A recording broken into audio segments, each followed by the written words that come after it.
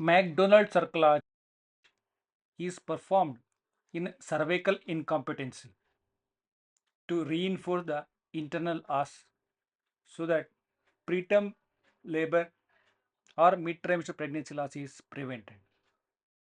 It is a persisting stitch is taken as high as possible or as close to the internal os as possible using a marceline tape, which is 3 to 5 millimeter in width, 20 centimeter in length, with a pointed needle. At the junction of the cervix, which is smooth, and vagina, which is rugosities are present, a persisting stitch is taken, started with the 12 o'clock position, and then it is taken on either side going towards the 9 o'clock position, and then slowly coming to 6 o'clock position. Taking these bites below the epithelium will have a prevent the chances of infections.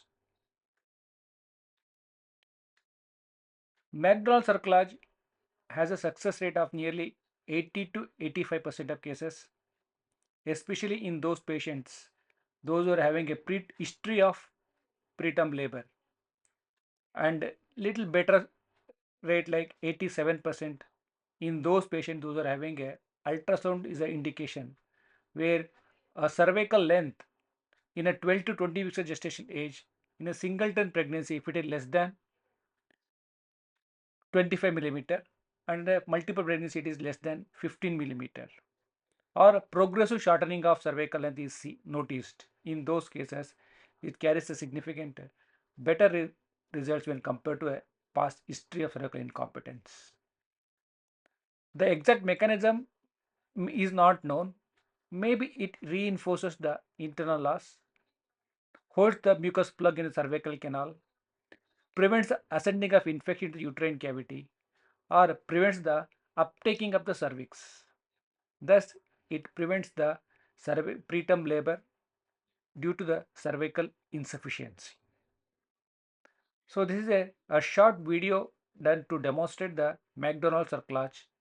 Please put it in the comment box what modification you come across to take a persisting stitches. Thank you.